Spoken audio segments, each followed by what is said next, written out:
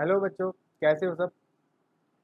आज हम लेक्चर 1 ले रहे हैं जनरल नॉलेज का। एनएमएमएस का लेक्चर 1 अपलोड कर रहे हैं आज। ओके, तो इस वीडियो को पूरा देखिएगा। आज हम 30 क्वेश्चन कवर करेंगे जनरल नॉलेज के। ओके, तो करते हैं स्टेप बाय स्टेप, एक एक क्वेश्चन लेते हैं। थोड़ा एक्सप्लेन भी करूँगा, किस किस क्वेश्चन में ज़रूरत है वहाँ पे एक्सप्लेन भी करूँगा, साथ आंसर भी बताता रहूँगा। तो आप एक पेन एंड पेपर ले लीजिए, वीडियो पॉज करके पेन एंड पेपर ले लीजिए और इसको लिखते जाइएगा साथ साथ, क्योंकि मैं इसको वैसे कंटेंट में ग्रुप पे भी डाल दूंगा, और उस ग्रुप का जो लिंक है वो मैंने इस वीडियो के डिस्क्रिप्शन में दे रखा है। वीडियो का जो एक एरो आता है उस पर क्लिक कीजिएगा, नीचे एक लिंक आएगा व्हाट्सएप का, उससे आप जाके व्हाट्सएप का ग्रुप भी ज्वाइन कर सकते हैं। और वहाँ पर भी मैं 2 बार डालूंगा, आज भी डालूंगा, कल भी डालूंगा।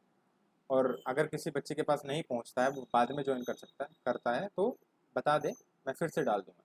ये तीनों के 30 के 30 क्वेश्चन विद आंसर में डालूंगा। ओके, तो अब करते हैं स्टार्ट जनरल नॉलेज लेक्चर 1। जो फर्स्ट क्वेश्चन हम ले रहे हैं उसके बाद में तुरंत मैं आंसर बता दूंगा, ठीक। ओके, पहला क्वेश्चन है, हमारे भोजन में कौन से तत्व ऊर्जा के मुख्य स्रोत होते हैं। हमारे भोजन में जब हम खाना खाते हैं उसमें जो ऊर्जा मिलती है, खाना खाने से हमको ऊर्जा मिलती है, उसमें जो मुख्य तत्व है जो हमको ऊर्जा देता है वो क्या होता है। हिंदी में उसको बोलते हैं खनिज। क्या बोलते हैं? खनिज। ओके, लिख लो उसको, खनिज। दूसरा है, पहला उपग्रह सफल रूप से कब छोड़ा गया था।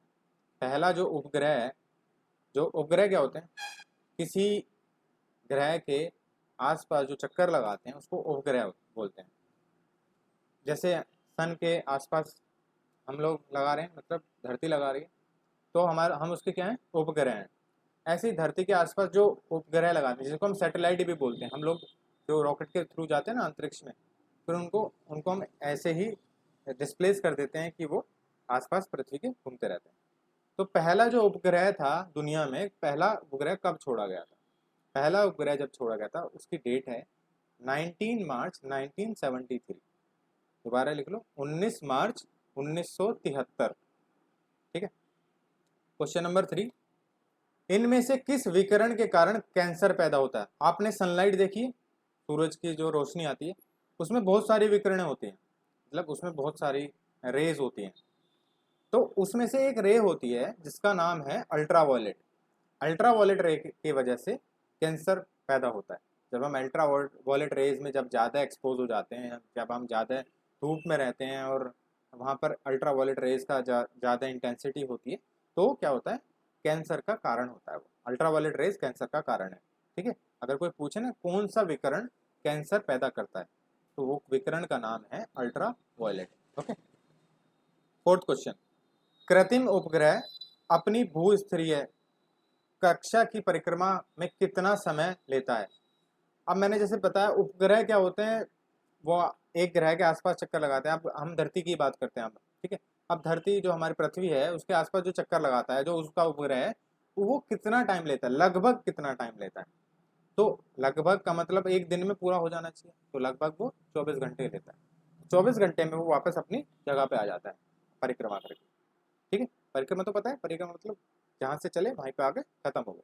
ठीक है, तो लगभग जो एक कृत्रिम उपग्रह है वो भी 24 घंटे ले लेता है। ठीक है।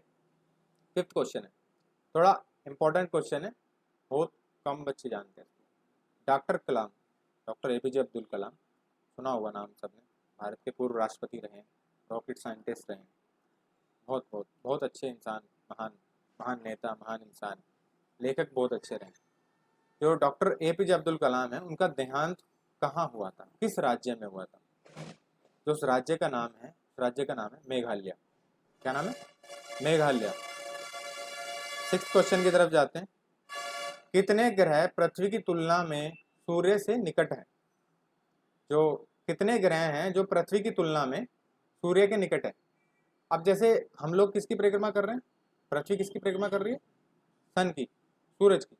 तो सूरज से हमारे, हम तो तीसरे नंबर पे आते हैं, तो उससे निकट कितने हुए, 2। तो जितने जो ग्रह हैं जो सूर्य के निकट हैं पृथ्वी के मुकाबले, वो हैं 2। ठीक है। अगला क्वेश्चन, हाइड्रोजन बम किस सिद्धांत पर आधारित है। अब न्यूक्लियर बम सुना होगा सबने। अब एक नया बम है, इसका नाम है हाइड्रोजन बम। वो किस सिद्धांत पर आधारित है? हर एक चीज का प्रिंसिपल होता है ना, उसे सिद्धांत बोलते हैं हिंदी में। वो सिद्धांत क्या है? किसी भी जैसे मोटर बाइक चल रही है उसका सिद्धांत अलग है, अब न्यूक्लियर बम का सिद्धांत अलग था, वो गन चलती है उसमें से बुलेट निकलती है उसका सिद्धांत अलग है। ऐसे ही हाइड्रोजन बम का भी एक सिद्धांत है जिस सिद्धांत पे वो कार्य करता है, उसका सिद्धांत का नाम है नाभिकीय विखंडन। क्या नाम है? नाभिकीय विखंडन। मैं लिख के भेजूंगा, स्पेलिंग आप देख लीजिएगा, बट फिर भी आप नोट करते रहिए, ठीक है। 8th है, सौर ऊर्जा के सेल किसके बने होते हैं? सौर ऊर्जा के सेल, सौर ऊर्जा के सेल आपको मैं बताऊं कि आपने सोलर सेल सुना होगा, इन्हें ही सौर ऊर्जा के सेल बोलते हैं, जो धूप से बिजली बनाते हैं, है ना। अब वो बनाते हैं, उसके अंदर क्या यूज करते हैं हम, उसके अंदर क्या किस चीज से मिलके बना है? उसमें चांदी भी होती है, लेकिन वो जो मेजॉरिटी पार्ट है, मतलब ज़्यादातर जो ज़्यादा जिससे मिलके बना है वो है सोल्डर। क्या नाम है? सोल्डर, ठीक है, लिख लो सोल्डर। नेक्स्ट है कॉकरोच, तिलचट्टे बोलते हैं हिंदी में, कॉकरोच सुना देखा होगा, बहुत सारे लोगों ने मारे भी होंगे। तो मारे होंगे आपने कभी देखा कि उसका खून किस कलर का होता है? उसका जो खून है उसका रंग क्या होता है? क्या होता है? वाइट। देखा होगा ना, कॉकरोच को मारते हैं हम, क्या निकलता है? White white. क्यों? क्योंकि उसका ब्लड ही जो है वो वाइट कलर का है, सफेद रंग का उसका खून होता है कॉकरोच का, ठीक है, तिलचट्टे का। भाप इंजन चलित ऊर्जा को परिवर्तित करता है, मतलब जो भाप चलित इंजन है, आपने ट्रेन का नाम सुना होगा कि एक पहले भाप से चलती थी, तो जो वो भाप से चलित जो इंजन है वो ऊर्जा को किस में परिवर्तित करता है? वो करता है यांत्रिक ऊर्जा में। जो भाप की ऊर्जा है, जो स्टीम एनर्जी है हमारी, जो प्रेशर लग रहा है उसको कन्वर्ट करता है, वो उसको बदलता है, किस में बदलता है? यांत्रिक ऊर्जा। यांत्रिक का मतलब मशीन एनर्जी, मैकेनिकल एनर्जी, ठीक है, जिससे वो इंजन चलता है, ठीक है। ऊर्जा परिवर्तन का ये खेल है हर जगह। अब एक ये 3 क्वेश्चन आएंगे, थोड़ा ध्यान दीजिएगा। भारत का मैप बताया होगा हमने, चलो बताएंगे। भाप चलित इंजन वाला हो गया क्वेश्चन। दांतीवाड़ा बांध भारत के किस राज्य में स्थित है? जो दांतीवाड़ा बांध नामक एक बांध है, वो भारत के किस राज्य में स्थित है? उस राज्य का नाम है गुजरात। किस राज्य में स्थित है? गुजरात। अगला क्वेश्चन, चमेरा बांध किस नदी पर हुआ है? जो चमेरा बांध है वो कौन सी नदी पर है? बांध हमेशा नदी पे होते हैं, कौन सी नदी पर है चमेरा बांध? वो है रावी नदी। क्या नाम है? रावी नदी। चमेरा बांध भारत के किस राज्य में हुआ है? जो चमेरा बांध है कौन सी नदी पे है? रावी नदी पे। अब राज्य बता दो, ठीक है, चमेरा बांध कौन से राज्य में है? वो है हिमाचल प्रदेश में, ठीक है। अब इससे ना 3 चीजें सॉर्ट आउट होगी। एक तो रावी नदी कहाँ है? हिमाचल प्रदेश में, है ना। चमेरा बांध रावी नदी पे है, रावी नदी कहाँ हो गई? हिमाचल प्रदेश में, ठीक है। तो तीनों चीजें कहाँ गई? हिमाचल प्रदेश में, ओके।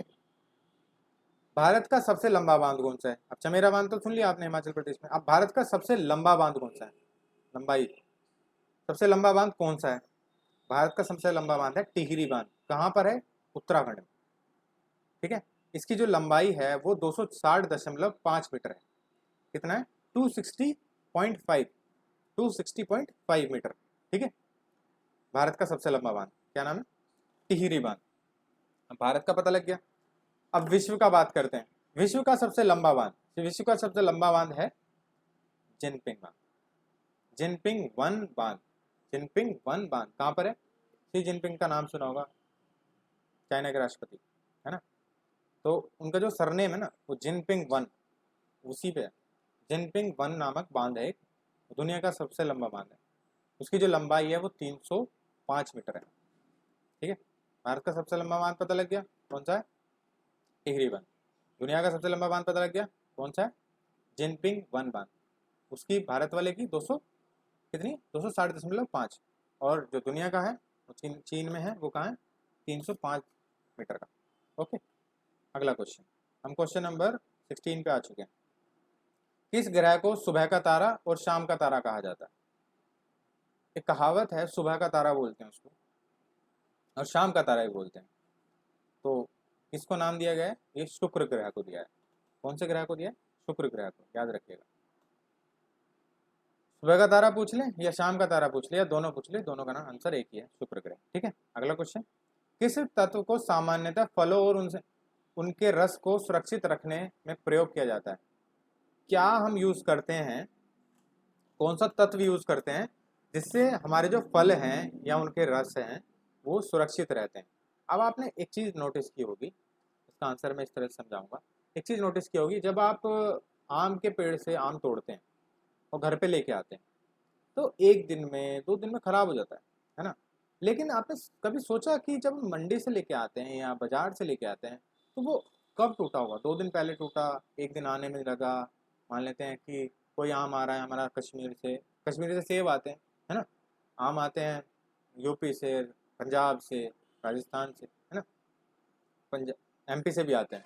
तो यहाँ से जब आते हैं, आने में भी टाइम लगता होगा हमारे पास तक, है ना। 2 दिन लग गए, एक दिन लग गया, कितने भी लग सकते हैं। फिर मंडी में भी रखे रहते हैं, फिर हमारे वेंडर्स के पास आ जाते हैं जिनसे हम सब्जियां खरीदते हैं या आम खरीदते हैं। ठीक है, अब उनसे लेके आते हैं, हमारे पास भी ठीक ठीक मिलते हैं हमको, हम सही से अच्छे अच्छे छांट के लेके आते हैं और अपने पास भी 2 दिन तक खराब नहीं होते। लेकिन जब हम पेड़ से तोड़ के लेके आते हैं तो 2 दिन में वो खराब हो जाता है। लेकिन इसको तो 2 दिन से ज़्यादा टाइम हो गया, तो इसको सुरक्षित रखा कैसे गया है? इसको एक सुरक्षित रखा जाता है, वो तत्व लगाते हैं इसको, इसके ऊपर एक मटेरियल लगाते हैं, उसका नाम है सोडियम बेंजोएट। क्या नाम है? Sodium benzoate. भेजूंगा, मैं लिख के भेजूंगा, सोडियम बेंजोएट। ठीक है, वो लगाते हैं, उससे सुरक्षित रखा जाता है। तो उससे क्या, एजिंग थोड़ा कम होती है। अगला क्वेश्चन, वायु दाब मापने के लिए क्यों कौन सा यंत्र यूज करते हैं? वायु दाब मापने का यंत्र क्या है? अब वायु दाब क्या होता है? प्रेशर होता है ना। जैसे इसमें एटमोस्फेयर में हूँ मैं, आप हैं, तो जो हवा हमारे ऊपर प्रेशर लगा रही है ना, चलती हुई हवा नहीं, चलती हुई हवा तो ठीक है, वो फोर्स लगा रही है, वो बल लगा रही है, वो अलग अलग किस्म का है। लेकिन एक कांस्टेंट प्रेशर लगा रही है हमारे ऊपर, लगातार एक दाब लगा रही है, उसे हम वायु दाब बोलते हैं। ठीक है, उस दाब की वजह से ही हमारी जो शेप है वो ऐसी की ऐसी है। अगर वो दाब कम हो जाएगा तो हम थोड़े मोटे हो जाएंगे। हाँ, ऐसा है। तो उसे हम वायु दाब बोलते हैं। उसको नापने के लिए कौन सा यंत्र यूज करते हैं? उसे नापने के लिए जो यंत्र यूज होता है, जैसे चीनी तोलने के लिए केजी में तुलती है तो वेइंग मशीन होती है, ठीक है, कांटा होता है। ऐसे ही वायु दाब नापने के लिए हमारा होता है बैरोमीटर। क्या होता है? बैरोमीटर। समझ में आ रहा है? ठीक, अगला है, थोड़ा हिस्ट्री में चलते हैं। गुप्त वंश की स्थापना किसने की? सब लिखते रहे ना। गुप्त वंश की स्थापना किसने की? गुप्त वंश की जो स्थापना है वो की श्रीगुप्त ने। किसने? श्रीगुप्त। ठीक है, नोट डाउन कर लो। अब बहुत ही इंटरेस्टिंग क्वेश्चन है अगला। इनमें से कौन सा यंत्र दूध में पानी की मात्रा मापने के लिए प्रयोग किया जाता है? इनमें से छोड़ो, कौन सा यंत्र दूध में पानी की जो मात्रा है वो नापने के लिए प्रयोग किया जाता है? अब आप सोच रहे होंगे कि हम तो यूज नहीं करते, ऐसा भी कोई यंत्र है? हाँ, ऐसा है। आपने देखा कि वो जो दूधिया आता है जहाँ से हम दूध खरीदते हैं, वो हमको तो पागल बना देता है। आपने सोचा कभी वो डेयरी वाले को पागल बना दे तो उसका तो नुकसान हो जाएगा। तो डेयरी वाले पागल बनते ही नहीं है, क्योंकि उनके पास वो यंत्र होता है जिससे वो पानी की मात्रा माप लेते हैं कि दूध में कितना पानी है। उस यंत्र का नाम है लैक्टोमीटर। क्या नाम है? लैक्टोमीटर। उसमें पता लग जाता है कितना पानी डाला हुआ है। फिर वो दूध दूध के पैसे देते हैं, पानी के नहीं देते। समझ रहे हो? तो उस यंत्र को हम घर पे भी ला सकते हैं, पर थोड़ा महंगा होता है। ठीक है, तो क्या नाम है? लैक्टोमीटर। अगला बहुत ही इंटरेस्टिंग और थोड़ा ध्यान से सुनने वाला क्वेश्चन है। मुख्यमंत्री की नियुक्ति कैसे की जाती है, या मुख्यमंत्री की नियुक्ति कौन करता है? भारत का प्रधानमंत्री होता है ना, राज्य का मुख्यमंत्री होता है, ये बात पता है। जो भारत देश है उसका एक महामंत्री जो है वो प्रधानमंत्री बोलते हैं। ठीक है, अब हमारी स्टेट्स होती हैं जैसे यूपी, गुजरात, राजस्थान, मध्य प्रदेश, महाराष्ट्र। इन राज्यों को, स्टेट्स को, राज्यों को एक एक और महामंत्री होता है जिसको हम बोलते हैं मुख्यमंत्री, है ना। वहाँ प्रधानमंत्री, यहाँ पर मुख्यमंत्री। अब ये पूछ रहे हैं कि मुख्यमंत्री की नियुक्ति कौन करता है, जैसे प्रिंसिपल टीचर को असाइन करती है ना, ऐसे ही मुख्यमंत्री को असाइन करता है उसी राज्य का राज्यपाल। ठीक है, याद रखना। जिस राज्य का, जैसे मान लेते हैं यूपी का, मुख्यमंत्री को नियुक्त कौन करेगा, मुख्यमंत्री को नियुक्त करेगा यूपी का ही राज्यपाल। समझ में आ गया? नेक्स्ट क्वेश्चन पे चलते हैं। मौसम की भविष्यवाणी में इनमें से किसकी सहायता ली जाती है? एक यंत्र होता है, उपग्रह बोलते हैं, वो पृथ्वी की परिक्रमा कर रहा है, उपग्रह, उसका नाम है भूस्तरीय उपग्रह। ठीक है, बहुत सारे हैं, भूस्तरीय उपग्रह एक कॉमन नाम दे रखा है उनको, भूस्तरीय उपग्रह। उसकी सहायता से हम मौसम की भविष्यवाणी करते हैं। मतलब जो मौसम विभाग होता है वो मौसम की भविष्यवाणी करता है ना, कल बारिश की संभावनाएं हैं, एक हफ्ते तक बारिश की संभावनाएं हैं, या बहुत ज़्यादा गर्मी की संभावना है। वो कहाँ से लगाते हैं संभावनाएं? वो स्टडी करता है, भूस्तरीय उपग्रह जो वो स्टडी करता है एनवायरनमेंट को, हमारे जो पर्यावरण है उसको स्टडी करता है, तब वो बताते हैं उनको, तो उसी हिसाब से वो भविष्यवाणी करते हैं। ठीक है, तो क्या नाम है? भूस्तरीय उपग्रह। अब इस क्वेश्चन का आंसर बहुत सारे बच्चों को पता होगा। भारत की सबसे लंबी नदी कौन सी है? भारत की सबसे लंबी नदी कुछ लोगों को पता होगा, हाँ ये है नील नदी। इसको नहीं पता? नील नदी, भारत की सबसे लंबी नदी जो है उसका नाम है नील नदी। ओके, अब बात करते हैं, बड़े की बात कर रहे हैं। भारत का सबसे बड़ा निर्वाचन क्षेत्र वाला भारतीय राज्य कौन है? निर्वाचन क्षेत्र का मतलब है, सिंपल भाषा में बताऊं, कि किस राज्य में सबसे ज्यादा नेता होते हैं। अब एक एरिया का एक नेता होता है, दूसरे एरिया का दूसरा नेता होता है, ऐसे कितने एरिया से, मतलब सबसे ज्यादा निर्वाचन क्षेत्र कहाँ पर है जहाँ पर नेता खड़े हो सकते हैं ना वो चुनाव के लिए। तो सबसे ज्यादा जो नेता पाए जाते हैं ना एक राज्य में, उसका नाम है उत्तर प्रदेश। ठीक है, उस राज्य का नाम है उत्तर प्रदेश। ओके, प्रकाश वर्ष किसकी इकाई है? अब सुना होगा आपने कभी, बहुत बार बच्चे इग्नोर कर देते हैं कि प्रकाश वर्ष कहते हैं दूरी नाप। तो प्रकाश वर्ष किसकी इकाई है? दूरी की। जैसे किलोमीटर में नापते हैं हम, मीटर में नापते हैं, सेंटीमीटर में नापते हैं, मिलीमीटर में नापते हैं दूरी, ऐसे ही बड़ी एक यूनिट है जिसे बोलते हैं प्रकाश वर्ष। मतलब इसका मतलब है, हर एक चीज का कारण होता है कि इसका नाम क्यों रखा प्रकाश वर्ष। प्रकाश का मतलब क्या है? सनलाइट, है ना।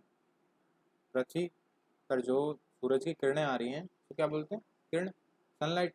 तो सनलाइट जो है, मतलब लाइट जो है, एक साल में जितनी दूरी तय करेगी, प्रकाश जो है एक साल में जितनी दूरी तय करेगा उसको बोलते हैं प्रकाश वर्ष। प्रकाश की तो स्पीड कांस्टेंट है ना, ट्रक की तरह थोड़ी ना कभी ब्रेक लग गया कभी चल रहा है, तो प्रकाश तो एक ही स्पीड से चल रहा है। तो जो प्रकाश एक साल में जो दूरी नाप रहा है उस दूरी को हम एक प्रकाश वर्ष कहते हैं।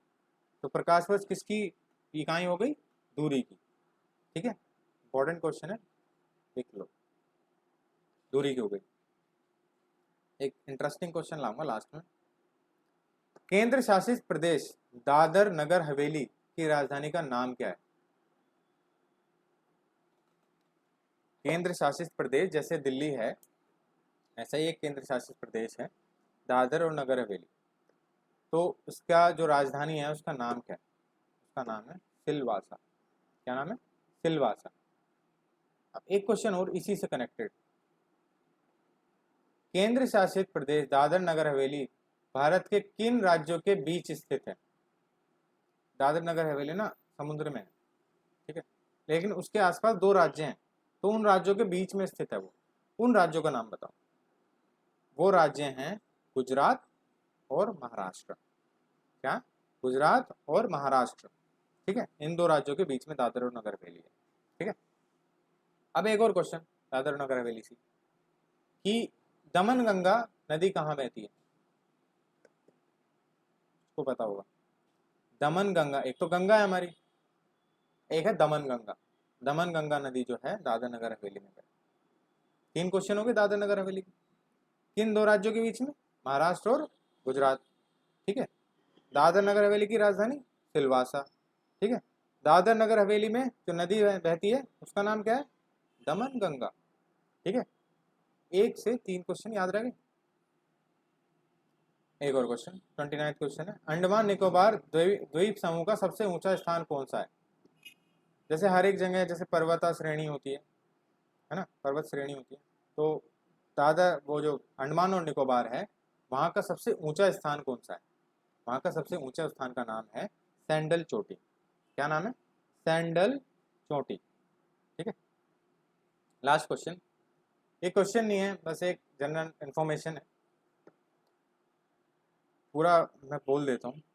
वर्ष 2014 में सुमित्रा महाजन जो कि लोकसभा स्पीकर भी रही है, सुमित्रा महाजन लोकसभा की स्पीकर भी रही है, ठीक है, उनका नाम Limca book of world record में पहली भारतीय महिला, उनका नाम Limca book of world record में दर्ज हुआ, जो कि पहली भारतीय महिला रही जो एक लोकसभा सीट को एक लोकसभा सीट से तथा एक राजनीतिक दल से के टिकट पर लगातार 8 बार लोकसभा में चुनाव जीती, लोकसभा में चुनी गई है वो। दोबारा से रिपीट कर लेता हूँ, 2014 में सुमित्रा महाजन जो कि जो लोकसभा की स्पीकर भी रही है, उनका नाम Limca book of world record में है। क्यों? क्योंकि वो पहली भारतीय महिला है जो कि एक लोकसभा सीट से तथा एक राजनीतिक दल के टिकट से लगातार 8 बार लोकसभा में चुनी गई है। समझा गया? तो ये हो गया हमारे 30 क्विक क्वेश्चंस। फटाफट इन सबको नोट डाउन कर लो, वैसे एक नोट मैं भेज दूंगा। कहीं भी अगर कुछ प्रॉब्लम रही हो, कोई क्वेश्चन को आप समझ ना पाए हो, तो आप कमेंट करके भी बता सकते हैं, और कमेंट के साथ साथ आप ग्रुप पे भी बता सकते हैं। और इस वीडियो को, इस चैनल को आप अपने आसपास वाले बच्चों को ज़रूर शेयर कीजिए, जिससे देखो इन्फॉर्मेशन आपको भी मिल रही है, उनको भी मिलनी चाहिए ना, जिनके पास मतलब मेरी रीच नहीं है, मेरी रीच आप तक हो गई है ना, मैं आप तक कनेक्ट कर पा रहा हूँ, आप दूसरों से कनेक्ट करो, जिससे हम सब एक ही प्लेटफॉर्म पे आ जाए, ठीक है। ओके बेटा, तो let's do this, next video lecture जल्दी डालेंगे। आप बताना कौन सा डालना है, जैसे हमारा प्लानिंग तो मैथमेटिक्स का है, आप फिर भी बताना, अगला जनरल नॉलेज का ही चाहिए, किसी और टीचर से चाहिए, ठीक है। Okay, bye.